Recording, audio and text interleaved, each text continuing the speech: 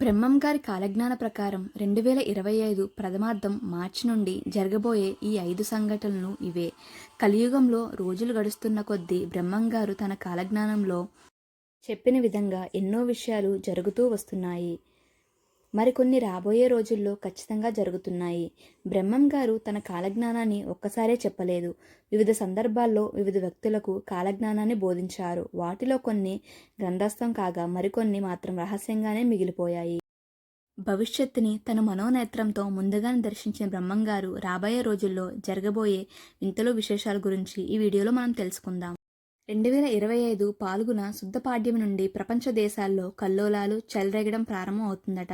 ఒకవైపు యుద్ధాలు, మరోవైపు ప్రజల మధ్య వర్గ వైషమ్యాలతో దేశాలన్నీ విలవిల్లాడతాయట. చిన్నగా మొదలైన కార్చిచ్చులు దేశాలకు దేశాలనే భస్మీపటలం చేస్తాయట.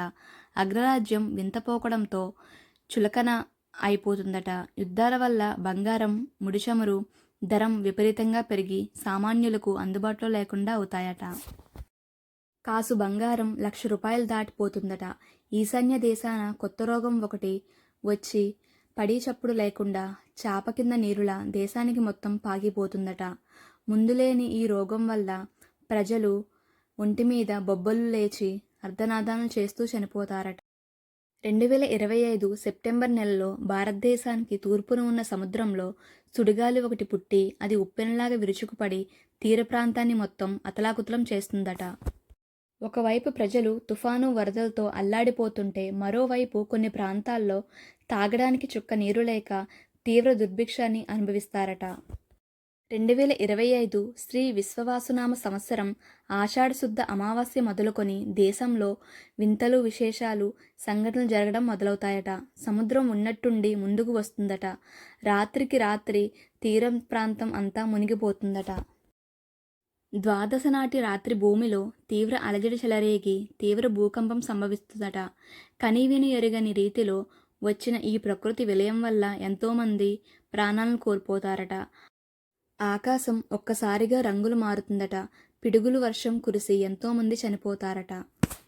రాత్రిపూట కుక్కలు గుంపులుగా చేరి వింతగా అరుస్తాయట. 2025 ఆగస్టు నాటికి దేశంలో రాజకీయ సంక్షోభం ఏర్పడి అధికారం కోసం పార్టీలు ఒకదానితో మరొకటి కలహాలించుకుంటారట. స్త్రీలలో కామవాంఛనాలు పెరిగి పురుషులతో విచ్చలవిడిగా సంభోగిస్తారట. డబ్బు, అధికారం ఉన్న వాడిదే రాజ్యం అవుతుందట. ఒకరి ఆకలి మరొకరికి సొంతం అవుతుందట. ఊరి పొలిమేరలో తెల్లటి కాకులు చేరి అందరూ చూస్తుండగానే తలలు బాదుకుని చేస్తాయట. ఇది చూసిన జనం రక్తం కక్కుని చనిపోతారట. కంచి కామాక్షి అమ్మవారి కంటి నుండి రక్తం కారుతుందట. మధుర మీనాక్షి అమ్మ మనుషులతో మాట్లాడుతుందట. శ్రీశైలం మల్లన్న శ్రీశైలాన్ని విడిచి వింధ్యా పర్వతాలకు వెళ్ళిపోతాడట. శాస్త్రవేత్తలు సైతం ఊహించని విధంగా సౌర తుఫాన్లు భూమి మీద విరుచుకుపడి సమాచార వ్యవస్థ మొత్తం నాశనం చేస్తుందట. రోజుల తరబడి ఫోన్లు, కంప్యూటర్లు పనిచేయక మనుషులు పిచ్చివారు అవుతారట. వన్యమృగాలు అడవులను విడిచి జనసనాల్లోకి వచ్చి జనాల్ని పీక్కుని తింటాయట. రోజురోజుకి భూమి మీద ధర్మం నశిస్తుందట. భూదేవి పాపుల భారాన్ని మోయలేక తల్లడిల్లిపోతుందట. ఉన్నట్టుండి దేవాలయాల్లో విగ్రహాలు మాయమైపోతాయట.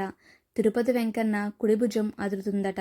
అర్ధరాత్రి పూట స్వామివారి ఆలయం నుండి వింత వింత శబ్దాలు వినిపిస్తాయట. కనకదుర్గమ్మ ముక్కుపుడకను కృష్ణమ్మ అందుకోవాలని రకరకాలుగా ప్రయత్నాలు చేస్తూ ఉంటుందట. వేప చెట్టుకు మామిడికాయలు పూస్తాయట. చింత చెట్టుకు మల్లెపూలు పూస్తాయట. పంది కడుపున ఏనుగు, మేక కడుపున పంది పుడతాయట. శ్రీశైల శిఖరాన అగ్నివర్షం కురుస్తుందట. అది చూసిన నంది పెద్దగా రంకెలు వేస్తుందట. భ్రమరాంబిక అమ్మవారి ఆలయంలో మొసలి ప్రవేశిస్తుందట. కృష్ణానది మధ్య బంగారం రథం అవుతుందట. అది చూసిన వారు కళ్ళిపోతాయట. రాత్రింబవళ్ళు గ్రద్దలు గుంపులు గుంపులుగా కూడి అరుస్తాయట. నీటిలోని చేపలు తాము చస్తామని పలుకుతూ బయటకు వచ్చేస్తాయట. కోమటి కులంలో 25 గోత్రాల వారు మాత్రమే మిగిలి ఉంటారట. వర్ణ వ్యవస్థ మొత్తం నాశనం అయిపోతుందట. కులాంతర మతాంతర వివాహాలు ఎక్కువ అవుతాయట. 4 వర్ణాల మద్యపానంలో భ్రష్టులు అవుతారట. బ్రాహ్మణులు తమ వృత్తిని వీడి ఇతర వ్యాపారాలు చేస్తారట. అంతరిక్షం నుండి రహస్యంగా భూమిపైకి వచ్చిన గ్రహాంతరవాసులు మానవులతో కలిసిపోయి ఒక్కసారిగా విధ్వంసానికి దిగుతాయట. భూమి మీద నుండి వేరే గ్రహాలకు వలసలా పెరిగిపోతాయట. ఎంత విజ్ఞానం పెరిగినా సరే చావు పుట్టుకలు మాత్రం కనిపెట్టలేకపోతారట. ప్రజల బలహీనతలను ఆసరాగా చేసుకొని ఊరికి ఒక దొంగ బాబా పుట్టుకొని వస్తాడట. భూమి మీద తన కక్షను ఉన్నట్లుండి మార్చుకుంటాడట.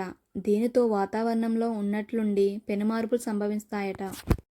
భార్యలను భర్తలు, భర్తలను భార్యలు ధనం కోసం వేపుకు తింటారట. వేప చెట్టుకి అమృతం పుడుతుందట. ఆలయాల్లో అపారమైన నిధి నిక్షేపాలు బయటపడతాయట. యంత్రాలు మనిషిని తమ చెప్పు చేతల్లో పెట్టుకుంటాయట. రోజురోజుకి కలి విజృంభించడంతో ప్రజలు ధర్మాన్ని విడిచి విచ్చలవిడిగా ప్రవర్తిస్తుంటారట. దేవాలయాలు పూజలు లేక మూతబడతాయట. ఇలా కలిపురుషుడు ప్రభావం రోజురోజుకి పెరిగిపోవడంతో దుష్ట శిక్షణ శిష్టరక్షణ చేయడానికి తాను వీరభోగ వసంతరాయల అవతారంలో 100 మారుల ఖడ్గాన్ని ధరించి తెల్లటి గుర్రాన్ని అధిరోహించి పాపాత్ములను చీల్చి చెండాడుతూ పుణ్యాత్ములను రక్షించి ధర్మ సంస్థాపన చేస్తానని బ్రహ్మంగారు తన కాలజ్ఞానంలో వివరించారు. అలాగే విశ్వవాసునామ సంవత్సరంలో వృక్షాలు నాశనం జరిగి కూరగాయలు విపరీతంగా ఆహారం కొరత ఉంటుందని బ్రహ్మంగారు చెప్పారు. చూసారు కదా ఫ్రెండ్స్, అప్పుడు రాసినవి ఇప్పుడే జరగబోతున్నాయి. సో అందరూ జాగ్రత్తగా ఉండండి. మనిషిగా పుట్టడం అంటే అంత ఈజీ కాదు. ఎన్నో జన్మలు పుణ్యం చేసుకుంటే కానీ మనిషి జన్మ రాదు. సో ఈ మనిషిగా ఉన్నాడు మనం ధర్మంగా ఉండాలి. ధర్మో రక్షితి రక్షిత అంటారు. సో మనం ధర్మాన్ని రక్షిస్తే ధర్మం మనల్ని రక్షిస్తుంది. వీడియో నచ్చితే లైక్ చేసి కామెంట్ చేయండి. ఇలాంటి వీడియోస్ కోసం మా ఛానల్ సబ్స్క్రైబ్ చేసుకోండి. Thanks for watching.